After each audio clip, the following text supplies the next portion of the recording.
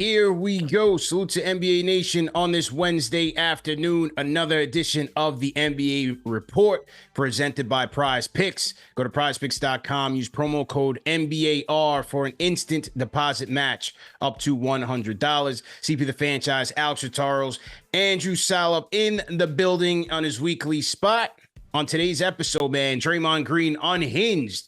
What will the fallout be, man? Will the NBA drop the hammer on Draymond Green? You had Nikola Jokic get ejected again from his game against the Chicago Bulls, plus a little Luka magic in Dallas. Mavericks beating the Lakers. Mavericks looking good, man. Plus our prize picks for Wednesday night. So we got a packed show. Hit the like button, hit the share button, and subscribe to the channel. Number one show for the fans, by the fans. All right, fellas, let's get right into it, man. Draymond Green, the gift that keeps on giving in terms of things to talk about around the NBA. My man just got off of a suspension after putting Rudy Gobert in the $1 Million Dream, for you wrestling fans out there. Put him in the Cobra Clutch.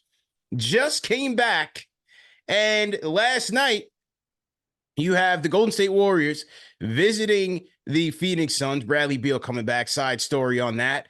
And in this action, just a little physicality from Yusuf Nurkic. And Draymond Green hooks off on him on a crazy spinning back fist that would make John Jones and everybody in the UFC pretty happy. Draymond Green sends Nurkic flying to the floor. He gets ejected from this one. And another weird, bizarre chapter in Draymond Green's history, man. Andrew, start this off, man. What did you make of this when you saw it? And what do you think, man? I mean, you mentioned the wrestling fans. He went from Ted DiBiase to the Texas Tornado. Yeah, my man went Kerry Von Erich. I mean, Kerry Von Erich was a little bit before my time, but that's what it looked like to me. That was crazy. Like, I don't know what's going through this guy's head, but this franchise is teetering between maybe even going towards a rebuild or trying to maximize the Klay Thompson, Steph Curry era. Yeah. And when Draymond does things like this, we see more of the younger players playing. I think that's just going to push the franchise to want to go in the young direction. And we talked about this before. They might be better right now playing the young players. So you might not only be maximizing the future, you might be getting better right now, the way Wiggins is playing. Klay's not playing that great. I mean, Draymond is not helping this situation at all. Nah, god awful, man. It's just god awful, man. I mean, you re-upped on the big three. You got Chris Paul this offseason, and you're looking to be trying to push your chips in, right? One more run to be a title contending team. And now you have Draymond, as you mentioned, you choke, you put what is it? Rudy Gobert in a chokehold. And then now you're going after Nurkic, and his response to why he hit Nurkic is even more comical. But if you're the Warriors, you got to be wondering, this is supposed to be a leader, man. This is supposed to be one of your leaders in the locker room. And considering you got Jordan Poole, who you had to trade, who was a valuable piece, and you saw the tension last season. Now you got Draymond Green, not attacking his own players, but attacking opposing players on the court.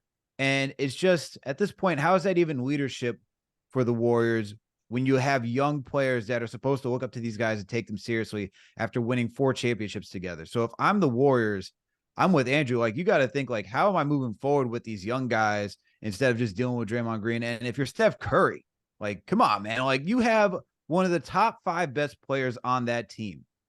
How are you going to go out like this if you're Draymond Green with Steph Curry on the team? Like, don't you want to compete to, help his legacy and everything? Like, he's helped yours.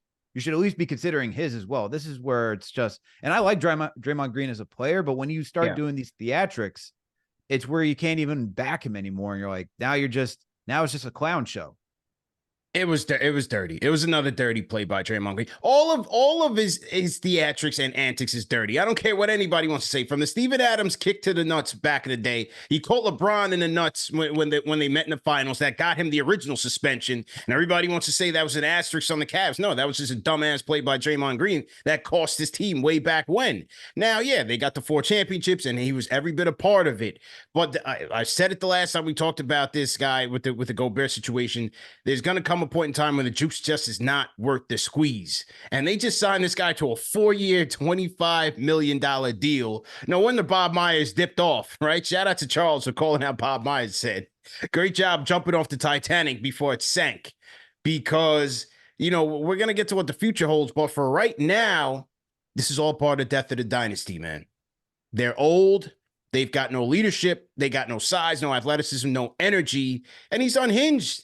He has no self-control. We've seen it time and time again. What more do you want to see than this guy's just a dirty player? And look, I like a physical game. I like when the game gets, when the referees stay out of the game and let the players handle it. But certain things, bro, it just becomes ridiculous. And for him, it's becoming a circus act for a Warriors team that can't win. That can't win. I mean, they were winning in this game when this happened, and they lose him, who's still an important part of their offense. But if you're not going to be there for your team, you just came off a 5-game suspension. Now you're hurting the team. And now the negatives are far outweighing the positives of you being on that team. Let's hear from Draymond Green. This was Draymond Green after the game about his explanation, and we'll react to it on the other side. But let's go to Draymond Green. He was pulling my hip, and I was swinging away to sell the call. Made contact with him. As you know, I'm not one to apologize for things I meant to do, but I do apologize to you, sir, because I didn't intend to hit him. I sell calls with my arms. I don't fall or to sell a call. I'm not a flopper. So I was just selling the call because he was grabbing me and pulling my hip back. So I spun away, and unfortunately, I hit him. And so, like I said, I apologize to you, Seth, because I didn't intend to hit him. So you got to like it with Draymond Green. Every other incident was just an accident, so I didn't apologize for those, right? But this one, all right, y'all got me. I apologize to Nurkic. My bad. Nah, look, this was just great PR by the Warriors. They're trying to get out in front of it because they know that the league might drop the hammer on this guy, especially after they just gave him 5 games for the Gobert incident, in which they noted prior incidents as the reason why they gave him the 5 games. So he's trying to get out in front of it, cover his ass. The team is probably tired of it. Kerr's tired of talking about it. But now all of a sudden it's like, oh, well, now this one, I admit, I did him dirty. No, bro, you're just a dirty player with no self-control, man. He's hysterical, man. I can't make it up, bro. Mr. New Media with the cleanup, Yeah. Mr. New Media. There he goes. It's crazy, bro.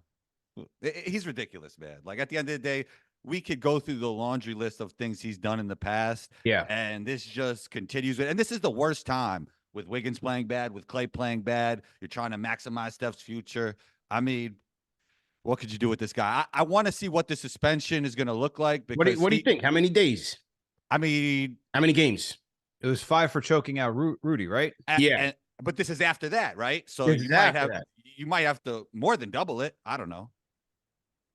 It's funny because I was doing a search on like most notable suspensions, but you don't really get suspended that much, like that many games for a dirty play. Like if you look at the history, even fights, right? We go back to the old Knicks Heat brawls. I mean, those are like 1, maybe 2 games. You different era though, right? Different era.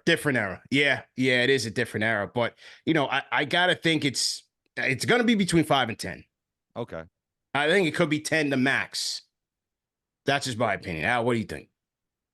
I agree with that because they're not like let's look at what they did for Ja Morant, right? And Ja is a different scenario. Obviously, you're talking about even though it's legal for him to carry in the state of Tennessee, right?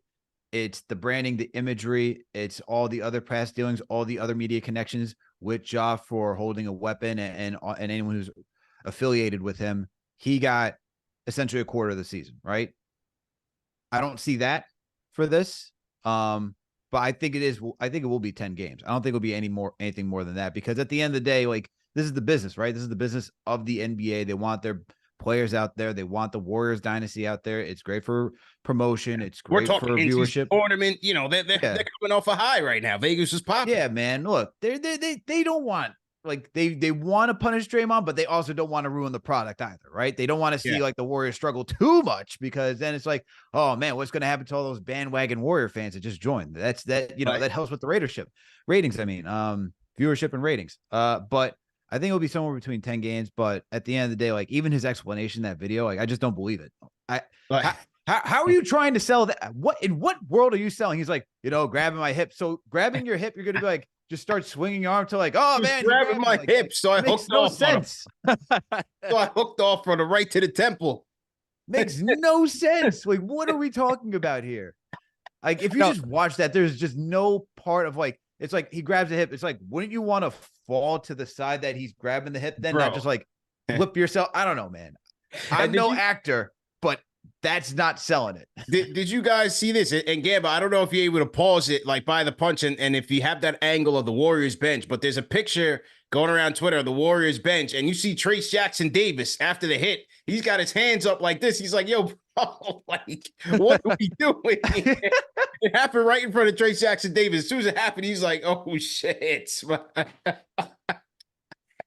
You just can't make this one up, man. You just can't make this up. Do you guys think there's any scenario where they could turn this season around? I know, CP, you said it's a death of a dynasty, but if you guys could put your GM cap on, like, what would you guys do from this point going forward? Well, I would say, I mean, look no further. You don't want to get prisoner of the moment, but in most of these Warriors games that I saw, if you look at it, they've got to start leaning on their youth, man. That starting lineup, it's dull. It's a wrap. Klay, I hate to call the guy finished because he's accomplished so much. I didn't like what Gilbert Arenas said about him this past week about him. But I think Father Time is catching up to him. I think Father Time is catching up to him. That starting lineup is lifeless. You saw how they ended the game last night, and they were down by 9 points with a minute and a half left in this game. They came back. It was Steph. It was CP3. You had Pajinski, who I like. I like him. Yeah, I like him a lot. He's tough. You had Kuminga out there, and he had Saric. Now, the big man thing is still going to be an issue with them. They're going to have to figure that out. So at some point, they gotta get bigger. And Looney hasn't been playing well, so that's another issue. Yeah, right. They have to get bigger there, but they need that youth infusion. And that's how I like with that lineup that they finished with last night. CP3 is not the problem. CP3 is getting that second unit together. He's playmaking for Kuminga. He's teaching Podziemski. Like, he's great for those young players coming off that second unit. Him and Saric already have the chemistry going. Moody's there. Like, they're going to be fine with him running that second unit. It's the starters, Klay being lackluster, Draymond not being available, Wiggins just being Wiggins, right? Just an inconsistent player. They got to get some youth infusion in there. And that's what you saw what Steve Kerr did last night. He let those guys finish the game, left Klay, Wiggins, and Looney on the bench. And I think that could be a sign of things to come, man. Has to be. You got to move towards youth at this point. It's just like, I hate saying that Klay's done, man, but it's like 7 points, 2 of 10 shooting from the field. Like, in a game where you're going against the Phoenix Suns, who would be a team that you would probably have to face in the playoffs, this is kind of giving you a glimpse of what Klay can offer. And like, we just see it. He doesn't have the same explosion. Not saying that he was the most explosive athlete, but look, man, he's just not cutting it as fast. It's just some of the shots he took last night. I was watching part of that game, and it was just like he put brick like hitting a backboard. It wasn't even close to rim. I was like, wow. I was like, who is this guy? This is a guy that off movement, anywhere stationary. This guy was automatic, and he's not even that anymore, man. And I think if you're the Warriors, who's built your identity off of good defense and elite three-point shooting, if you're not getting the elite three-point shooting, which is supposed to be both Steph and Klay, and Klay's not offering you that, I think you got to change it up and go with the younger direction for these guys who are showing they got some promise to them, especially Potts, man. I like the way Potts is playing. Yeah, he's tough. I totally agree with you guys. I mean, we see all the young, exciting teams in this league, and the way this starting five is playing, they can't even keep up with these, like the Orlando Magics, the Indiana Pacers, the Houston Rockets. The league is so young and athletic. I think, CP, you're right on the money that the Warriors have to lean in on their youth. And we talked about this before. I think it's better for the future, and I actually think it's better for right now as well. Yeah. I mean, they're 10-13 right now. They're out of the West playing. I mean, look, just name the teams in the West. They can't see Minnesota. the Thunder would wash them in a series. The Suns aren't even 100% yet, but I think at full strength, you could make the case that they still are better than the Warriors. I mean, the Lakers, they can't beat the Lakers. He ain't beating LeBron right now, healthy LeBron and them. So, like, I think they're cooked, man. I think they're absolutely cooked. Now, here was Shams on his show on FanDuel TV, the show that they have with, I think it's called Run It Back or something like that, with Michelle Beadle and Chandler Parsons. Here was Shams on Klay Thompson and his extension talks with the Warriors, man. This was interesting from Shams. Let's run the clip.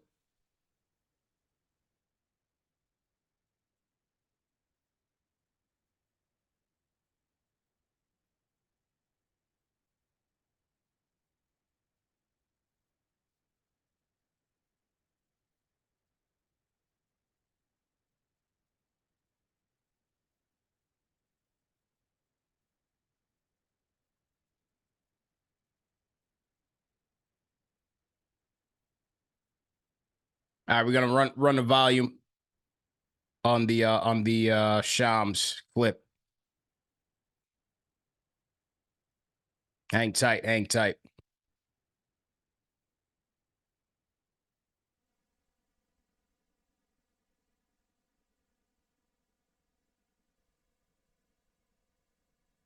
That is the thing, the state of the team right now. I don't, what is the prediction? What's happening? They've lost 4 of their last 6. They've lost 6 of their last 10 and 9 of their last 13. And last night, Andrew Wiggins, Klay Thompson, Kevon Looney, all were benched. Wiggins is averaging career lows across the board. And last night he was benched for Jonathan Kuminga. And that's something that I would not be surprised if we see moving forward. And Klay Thompson, 2 of 10 last night, 1 of 8 from 3. I think we all believe he deserves an opportunity just to see this through. And he should have limitless, opportunity to try to figure it out, get out of this rut. But his future's been in question. We talked about on the eve of the season, they're not close on a contract extension when they were discussing one before the start of the season. I'm told that the Warriors offered a deal, 2 years in the range of $48 million in an extension to Klay Thompson before the season. And now there's no deal. We're into the season. He's going to play it out. They're going to play it out. And we saw last night, Jonathan Kuminga played a lot. Brandon Podziemski played a lot. Oh, sure. Could we Why see? not? Could this be as much as we all want to see the Warriors and their vets get a chance to ride this out to the sunset? Absolutely. We're seeing 2 young players start to play more, and I think it's interesting. All right, so that was Shams. So Shams is saying that Klay had a 2-year, $48 million on the table and declined. He's betting on himself, and so far, he's coming into Texas Hold'em with a Doyle Brunson with a 2 and an 8. No good, man. No good. He might be at this point he might be vet min or saying Chinese or learning Chinese soon, man. Jeez, man. Come on, don't say that. Come on, man. Good Come on, God. they had Dylan Brooks in China last year. Now you're saying Klay Thompson? No, but no, but I think you can't if you're Mike Dunleavy Jr., man. Like this Draymond contract is going to be looking like a disaster. You can't double down with Klay. Like you've got to look. It's never easy dismantling a team. Everybody has an issue with it except for Danny Ainge. You hold on to these guys for too long, it will set your franchise back. You cannot get sentimental, man. You bring them back and put them in the Ring of Honor. You retire the jersey. All that good stuff will come back. But for the best of the team, you can't park your money in an aging Steph, an aging Draymond, and an aging Klay Thompson and expect good things to happen. They're in the process where they have to make a huge shakeup. And it's going to have to be at the expense of Klay. I would even look to trade him by the trade deadline and try to get something. And now you're coming to my side of what I was saying last time. Hey, now you got a big man, Klay. Oh, look at this. Yeah, you're starting to see the light, CP. I wonder how much of this is mental. Like maybe Klay putting stock into what the Warriors believe about him, and that's affecting him. Like the Warriors don't even believe in me now. Where is my mental at? Like so much of this seems mental, and I know the mental and physical go together, but with this news coming out, I mean, I wonder if this really affected Klay. Like he felt for everything he's done with the franchise that he would get more than that he would get a better offer. And now he just believes like this team doesn't even really believe in me. So I wonder how that's affecting him moving forward. I mean, it's kind of like you have to be self-aware of like what's been happening with yourself, right? Like it doesn't seem like Klay is self-aware with his production, and it's been on the decline after both those two severe injuries. Like I get you, I get valuing yourself, but at the same time, like there has to be some sort of recognition where it's like, I'm coming off an injury. I wasn't really that great in the playoffs. I wasn't the number 2 guy. Yeah. You know, it's questionable if he was even the 3rd or 4th best guy on that team. Like it was Steph and it was Wiggins. You know, he had some moments, but I think after that, you got to be like, if you're expecting a bigger contract or even a longer term contract, look, he's 33. You get the Warriors also got to expect saying, hey, they're going to try to rebuild. I mean, that was the whole point of like drafting Wiseman, Kuminga, Moody. Like the writing's on the wall, man. Like it wasn't just to draft these guys and to say, hey, you know, we're still going to protect you and give you your contract. I feel like this is a lack of Klay like reading the room and knowing that the Warriors are getting ready to pivot in a different direction. Yeah. I think self-awareness is so important, but when you become one of the greatest shooters of all time, you become that because of supreme confidence. And in his head, he probably still believes he's that guy moving forward. Yeah, you're absolutely right. I think for this organization, a lot has been made on them not properly not investing, but making the right selections when they had access to infusing the youth, right? Like, you know, you have the Wiseman, LaMelo situation. They could have had Halliburton, right? Imagine Halliburton and Steph. Oh my God. What would that backcourt look like right now? That would look insane. So like you can't look backwards. You got to look forward, invest in Kuminga, invest in Moody, invest in pods. You got to get younger, point blank, period. And for this team, you know, the way that they look right now, because when they won the chip, I didn't think that year it was their year. They kind of came out of nowhere. And then if it wasn't for Steph's brilliance and Wiggins, give him credit, Wiggins helped. But I mean, Steph really pouring it in and saving them from going down 3-1 in that series. Hey, Tatum and Brown could have been champions, man. I think that last chip, you got to put a lot more respect on the chef's name, man, for really carrying that team. Yes, Wiggins did his thing, especially on the defensive end. He was hounding Tatum, hounding Brown, and Wiggins had his own offensive spurts in that series. But I think that, you know, that might have been Steph's most crowning achievement, if you think about it. Oh, absolutely. I mean, I think anyone, because remember the first one they gave to Iggy as the finals MVP, which should have also gone to Steph. I think he was very underrated. Like the production wasn't the most flashy, but I get, hey, you were defending LeBron James. You know, Iggy was doing a lot of work. Guy coming off the bench. I can understand why they thought that, but I thought Steph was deserving of that finals MVP. Then you had KD, obviously the two other championships, but that one for sure. I mean, Steph single-handedly, what was it? Game 4, you're talking about CP. Like Tatum and Brown were just like, mostly Brown, who showed up in the finals. Yeah. They were just there, like knocking on the door to put the Warriors away. Steph just went Super Saiyan to keep that season alive. And the next thing you know, it broke the Celtics, man. You go back to the Bay, and then it's like Steph and those guys, when you get the role players on your own home court, they're able to take over. But definitely Steph deserves a lot of credit. I thought he deserved it then, in all honesty. Al, speaking about Steph, do you believe, because we all seem to be thinking that this could be going towards a rebuild, that he'll finish his career as a Warrior? If he doesn't, I feel like that's even.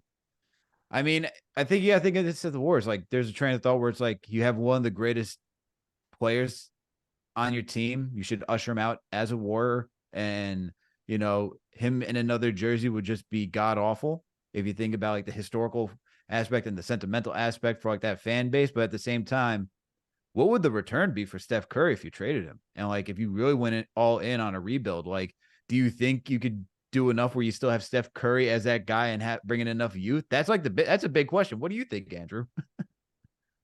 I just wonder how it's going to look if they're in full rebuild and Steph is still there, because he doesn't look like he's declining. Like, he looks like he could play for another 5 years. I don't know if he wants to play for another 5 years, but how does Steph Curry look in like a full rebuild? And how much does he raise their ceiling in a full rebuild? Like, you can't be that bad if Steph Curry is healthy and playing. So I'd like to see how they're going to handle that situation if they do plan to go into a rebuild, or they're going to just continue with the 2 timeline thing. But we don't seem to think that's a good idea. So I think it's going to be an interesting situation. They have a lot of big decisions to make. CP, you think Steph gets traded? No way. No chance. He retires a Warrior through and through. Yeah, absolutely. Yeah. That's one. He won't play for another team. Steph will never play for another team. The Hornets? Nah. Oh. No. No. Yo, you actually thought about that for a second. You're like, hometown? Oh, wait, that's the Hornets. He'll send him a postcard, man. No. Del Curry with the shot, boy. Right. Come on, man. Right. Could he be a Knicks CP? Oh, there you go. Yeah. At 45 with no ankles left, sure. I can see that. I can see that. So to everybody in the chat, once again, hit that thumbs up button for you boys. CP, Alex, and Andrew in the Building the NBA report. All right, since we're on the topic of ejections, let's go to the next one that happened last night, because I think this one was ridiculous for a whole other set of circumstances. And this one involved our guy, Nikola Jokic. Jokic and the world champion Denver Nuggets without Jamal Murray. Again, Jamal Murray continues to be injured in Chicago, taking on a Bulls team that has been playing fairly well lately. But this Denver Nuggets unit would go without Jokic in this game in the second quarter because he gets ejected for making comments to an official. Now, this one is puzzling on so many reasons. Number one, I don't know if you guys knew this, but it was a 1 tech ejection. Very rare in the NBA. This wasn't 2 back-to-back bang. This was a 1 tech ejection, and because he supposedly called the ref out, called an MF or something like that, and according to the official report, the language was bad enough that they determined that they should throw him out. This right here is one of the biggest disgraces in the NBA. We talked about the situation with CP3 and Scott Foster. I hate the fact that the referees are interjecting and putting themselves into the game. I don't like it. You got people paying good money, especially in Chi-Town, to see their team and to see Jokic. You got maybe some Denver fans in there seeing Jokic. And in the second quarter, you're going to toss him out over some nonsense? You got to be kidding me, man. Listen, I'm not here for referees to get degraded, right? There should be some level of respect, right? There should be some boundaries. Absolutely. That you shouldn't be out there degrading referees, but for the referees, man, stay out of the game. Stay out of the game. Unless he threatened the guy's life, there's nothing to me that could have been said for him to get a 1 tech ejection in this game. Unbelievable, bro. Insane. Absolutely insane. But you know what makes this even worse, CP? Do you know what that night was for the night that Nikola Jokic got ejected from the game? Say that again. Say it one more time. Do you know what was so special about that day in Chicago? What was it? Like Serbian night? Exactly. No, it was Serbian Heritage Night in Chicago. No way, bro. No way. Well, yes, it was. No way, bro. No way, bro. Yes, sir. It was Serbian Heritage Night in Chicago. When his peoples is in the stands there to see him. Even worse, bro. Even worse. Nasty. As I would say, and Andrew likes, nasty work. Nasty work out here. But look, oh man, my God. I can't believe that. What is with the officials, man? Like, where does it become about them? I'm not showing up to watch an official for this game. They are there to try to call a fair game, point blank, period. The fact that it's not even like this is the only thing, right? It's not the only one. You talked about Scott Foster. There's other games around the league where players have been ejected, and it's like, why are you making it about them? Some of these games are just like poorly officiated too, where it's like you don't get a smooth game. It's very choppy, a lot of stop and go, and it just seems like there's too many officials right now in the league. And I know a lot of them are new. It's younger. There's not like the old guard is retiring and leaving, but it's like, what is happening, man? Is it just trying to enforce to show that you are not to be reckoned with in this league, that because you're fresh blood, you have to be like, hey, take me seriously? Because this is just nonsense. The fact that you got to go watch Nikola Jokic get ejected for saying the MF word to a ref. It's like, guess what, man? You're going to get called that. Like, I get there should be some, decorum and all of that in the game, and that you should treat the rest with professionalism. But hey, heat of the moment. Like, don't take it too personally. At the end of the day, who knows? Maybe Jokic would have apologized after the game and said, "Hey, I didn't mean to do that." I just don't get why you would even. I don't get why refs want to make it about them. Like, and especially when you're throwing out a superstar. And this has been the whole thing, right? That's why you don't want players to do like the whole load management. They want to show up, especially for primetime games. Not saying this was a primetime game, but primetime games, all this other stuff. Nuggets only play Chicago twice a year. They're not in the same conference. So for all the people in Chicago that wanted to see Jokic, and especially on Serbian Heritage Night, the champs, the champs. What are you doing? You can't make it up, bro.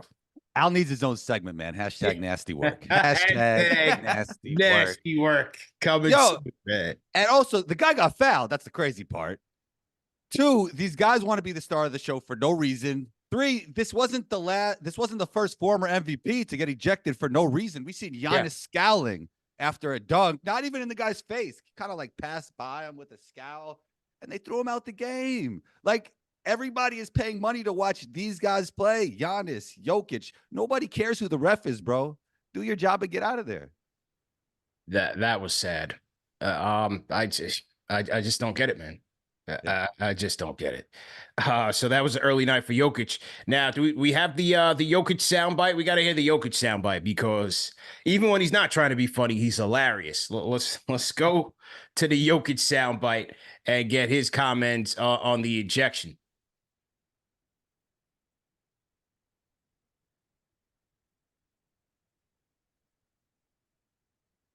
Yeah, the Jokic.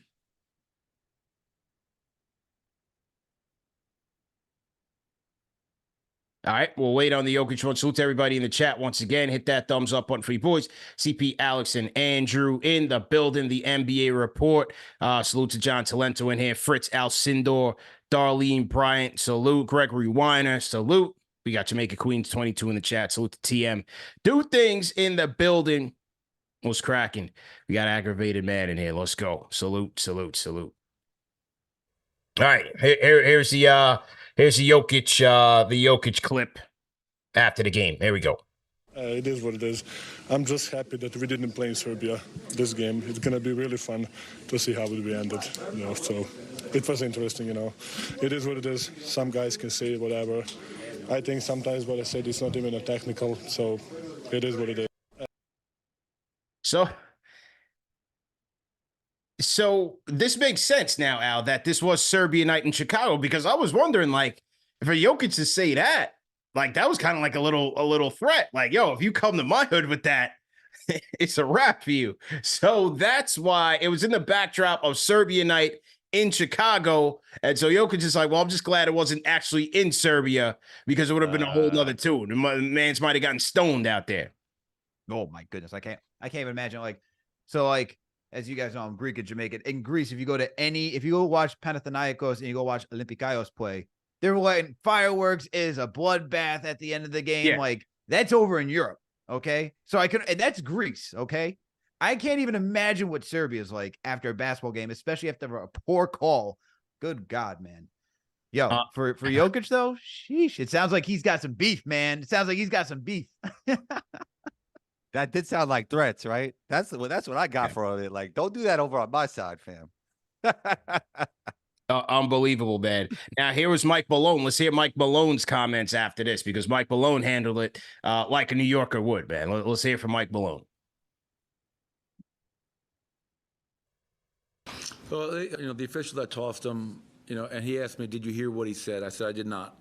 And I will not use the phrase that Nikola totally used, but he just felt the language that was used warranted an ejection, a one-check ejection, which I was very shocked at.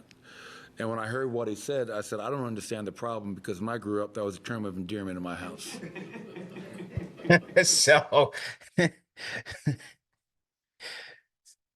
So Mike Malone said, in my house, that's how we love each other in my house. I mean, you just can't make it up. A one-tech ejection for, I still call him the league MVP, even though Embiid won it. I just say league MVP because he's the best. One tech ejection for the league MVP, man. Unreal. CP's heated, man. I'm tight. It's not, we're losing the family show aspect. He's upset. CP's upset. And look, bro, because I don't like it, man. Good.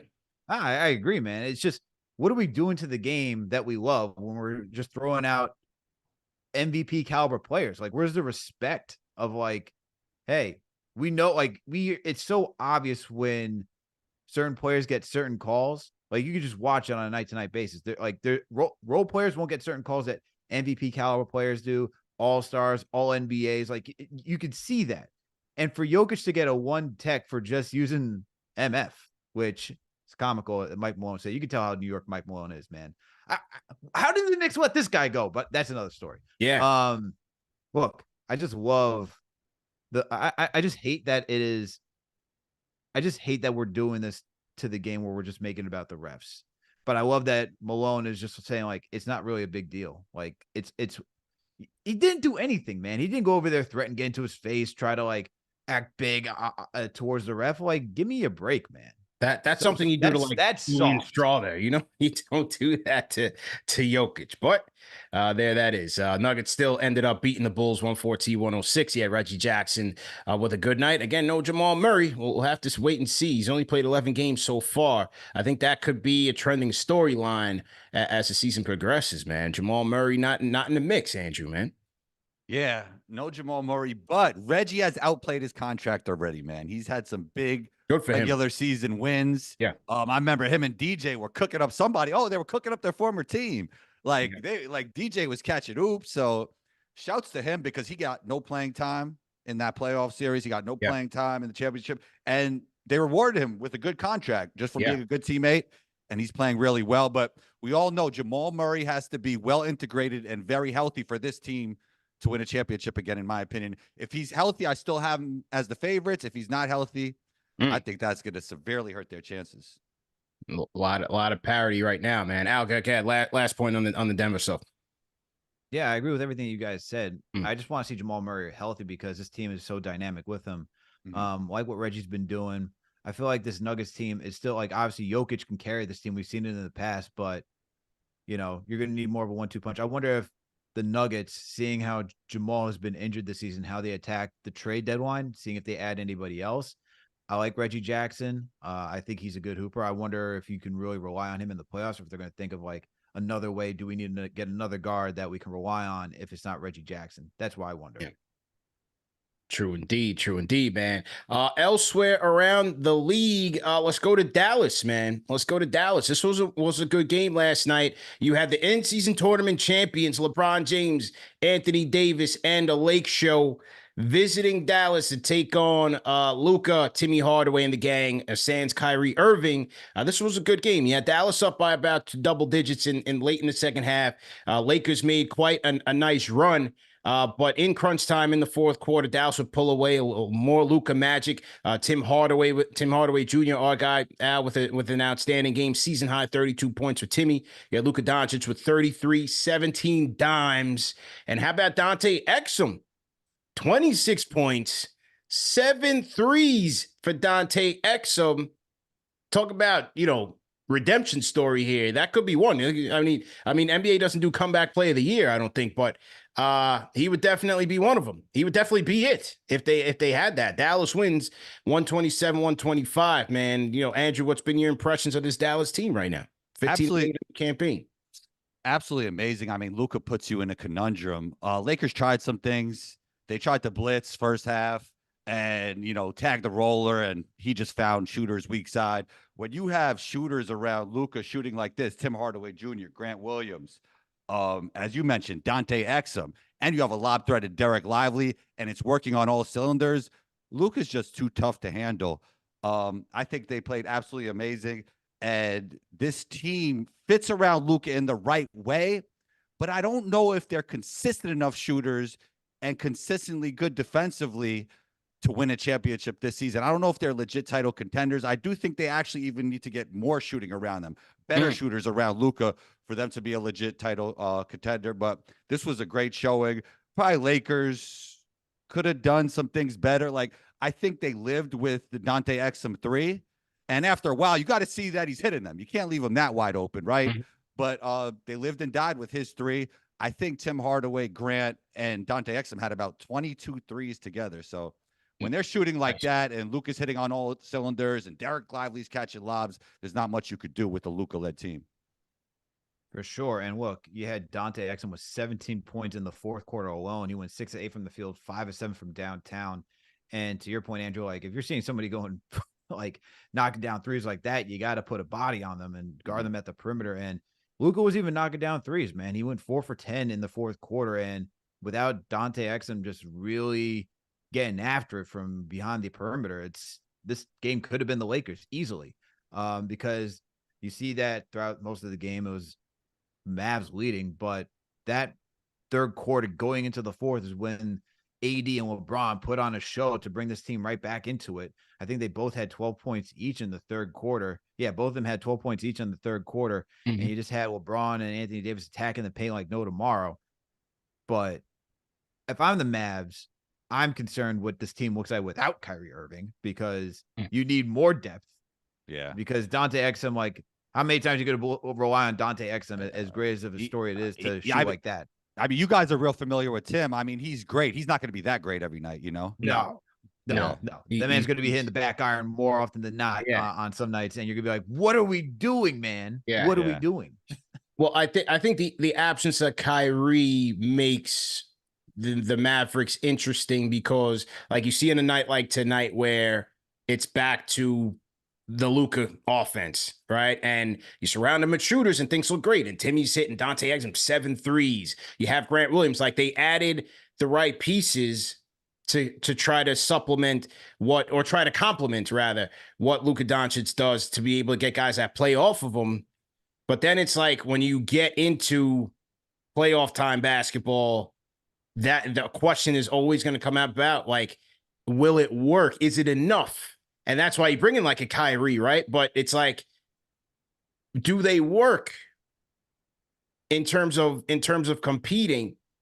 Because does it handcuff Luka's brilliance by bringing in another guy who, yes, Kyrie can play off ball for sure, but is also equally as good on the ball?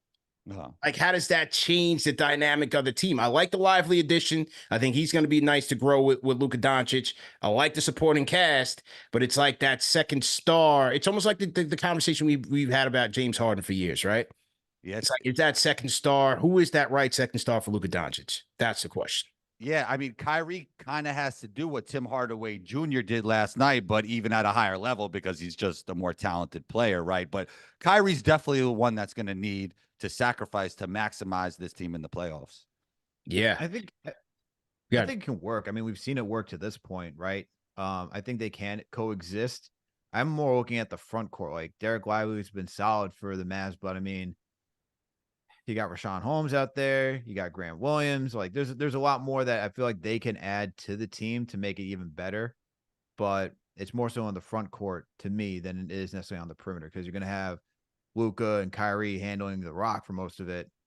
I think, like what Lively's doing, you just need more veteran, solid, more consistent veteran presence in that front court. Defense and shooting. Like, that's what these teams need. And will they shoot this consistently in the playoffs is the question. If they can shoot like this in the playoffs, they're going to be super dangerous. Yeah. What do you think of a story with Exum, man? Back and forth from the league, lottery pick, goes overseas, comes back, goes back overseas, come back again. Well, what do you think about that journey, man? Seems like he's found, at least for right now, it seems like he's found a fit with Dallas, man. Yeah, it's an amazing journey. I mean, he's a guy who could knock down shots. He actually shot really well catch and shoot in Europe last season. I guess the Lakers weren't paying attention to that stat, right? He's shooting well catch and shoot this year. And then, as I just stated, that's something Luka needs. So it's really nice for him to find a spot, because those veterans, it's tough for them to get spots in the NBA. So many rebuilding teams. How do you fit around a star? We might not even want a 30-year-old vet if we could just develop this young 18-year-old, right? Especially for the rebuilding team. So it's really nice to see him get a spot back in the league and thrive against the LA Lakers. And they're coming off a championship, right? Yeah. LeBron and the Lakers coming off a championship. And he's only 28. He's not even 30. Yeah, I think he's 38, man. So still a young dude. Yeah. Let's see what happens, man. He clearly put on a lot more size from when he first came in as a rookie.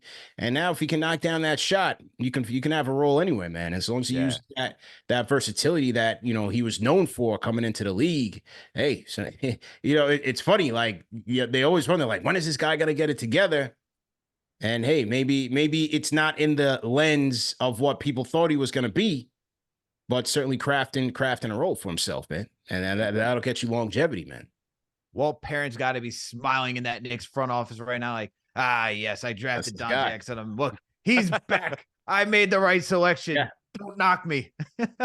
That's his guy, man. And then again in this game, the rules that I can't stand. They give Tim Hardaway Jr. a technical for quote unquote hanging on the rim, where he was barely on it, like barely on the rim. They give him a tech for the hanging on the rim thing. I can't stand that one either. But here we are, man. How'd you feel about the Julius Randle hanging on the rim when they played against Toronto? Absolutely loved it. I know you loved it, but do you think that was a bad tech call as well? I don't like it. What are they trying to prevent? What, just a rim from breaking, sportsmanship? Like, what are they trying to prevent? With the hanging on the rim thing. You know what they're going to cause. If you don't hang on the rim, you could flip and break your neck sometimes. Right. Like, sometimes you have to hang on the rim. I don't like, what are they guarding against by giving guys a tech? It's just weird, man, because here you have it. Like, the league is trying to be so fun and appeal to the casual fan and appeal to the youngster who they are crying that these young people aren't watching the games. They don't know where to find the games. You're trying to broaden the appeal. You infuse the fashion and the gaming and the culture and all this and Drewski and all these people and Instagram, all this. And then in the game, you call it as conservative as can be. You give Jokic a one tech ejection. You can't hang on the rim. You can't look at a guy, right? So it's like they're officiating the game way counter to how they're promoting the game. And I just think it's interesting, man. Well, remember, CP, before the merger, there was no dunking in the NBA. There was no dunking in the NBA. So I guess they have come a long way, right? I guess they have come a long way. Some of the conservatism is still there, CP. Yeah. That's why Kareem had the hook shot, right? They couldn't dunk in college either. Yeah. That absolutely. So we'll see what happens there, man. So to everybody in the chat, once again, hit that thumbs up button for you boys, CP, Alex, and Andrew in the building. NBA report on this Wednesday. Salute, man.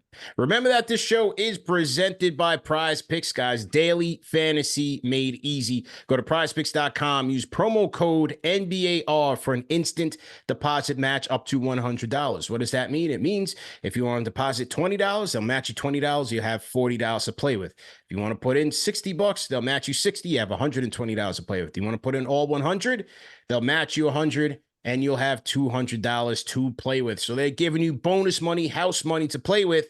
And how do you play? Well, it's very easy. You're going to pick between 2 to 6 players.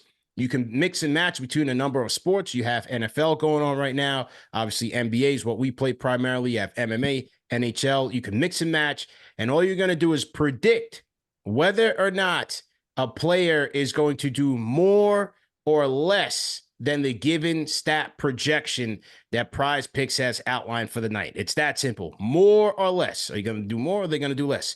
So here's my picks for tonight, fellas. Here's my picks for tonight. Now, Monday got a little rough. I got 2 out of my 5 right. There were a couple that just missed. So I feel like I'm heating up. And here's where I'm going tonight. I'm going with my Knickerbockers, Al. No Emmanuel quickly as Knickerbockers travel to Utah. The offensive load is going to have to be picked up and carried about. First person I'm starting off with is my guy, RJ Barrett, man. I'm going with Broadway Barrett with more than 20.5 points. That should be an easy one for him to get in Utah. He's hit this number 4 out of his last 5 games. I think he's starting to heat up. Just dropped 27 on Monday against the Raptors. So I'm going with RJ Barrett on the road with more than 20.5 points. Also in this game, Julius Randle, another guy with no block mismatch to Mitchell Robinson, no Emmanuel quickly. Julius Randle is going to be relied upon to get boards, to score, and to play make, and he's been doing all of that at a high level. We just had Fred Katz on Knicks Fan TV, and we talked about how Randle is settling in right now. He's into a groove, and I think that'll continue. I think these points, rebounds, and assist numbers are a little bit low for Julius right now. And even though Markkanen and Kessler are back for the Jazz tonight, I still like Julius Randle with more than 39.5 points, rebounds, and assists, playing at a high level, and I think he'll continue to do so. I'm going with Dylan the Villain, Dylan Brooks, Houston at home. Well, here's the stat where I'm going with. Both of you are like, bro, you're going with Dylan Brooks tonight? I'm going with this stat tonight because I think you will get it. More than 0.5 offensive rebounds. I'm going a little off the grid, Al. Not always with the points or points, rebounds, and assists. I'm going with Dylan Brooks with more than a half offensive rebound. He's hit that number, and I think like all 5 of his last 5 games, I think he'll get it. He'll be juiced against his old team. Dylan the Villain at home, getting all he needs is 1 offensive rebound. I'm going with it. Dylan the Villain. I'm also going with Wemby with more than 12 rebounds. San Antonio will be hosting the Lakers. Lakers going on the second half of a back-to-back. Wemby's been on a tear on the boards ever since he's been inserted as a starting 5. I'm going with more than 12 rebounds here for Victor Wembanyama. And my final pick, I'm going with the combo. CJ McCullough, Kyle Kuzma with more than 4.5 combined threes. So between the two guys, they need 5 threes to get the job done. I think we can get it, 3 from McCollum, 2 from Kuzma, or vice versa. I think we can get the job done tonight, and I feel like I'm going 5 for 5, man. Al, where are you going on your tickets tonight? All right. So for tonight, here's where I'm going. Number 1, I'm going to go with Trae Young. Oh, Atlanta Hawks are playing the Toronto Raptors tonight.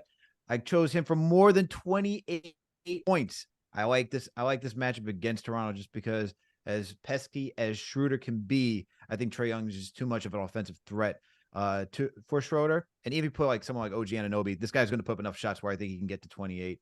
And it's still going to be a high scoring affair because they don't play any defense.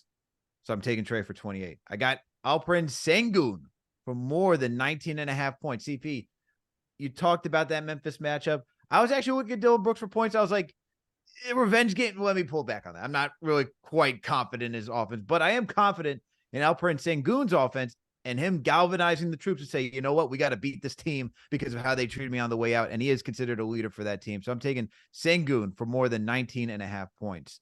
I got Joel Embiid for less than 51.5 points, rebounds, and assists. They're playing the Detroit Pistons.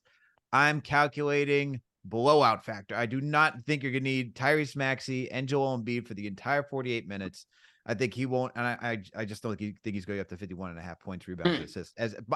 As much of a monster he is, I don't think he'll be needed for tonight. I'm going with Gary Trent Jr. for more than 1.5 3-pointers made because they are playing Atlanta. Open up that offense. And then Brook Lopez playing the Indiana Pacers, taking him for more than 6 rebounds. I know they got Turner, but I think Brook can eclipse 6 rebounds against that porous defense. There you go. Andrew, how you looking tonight, man?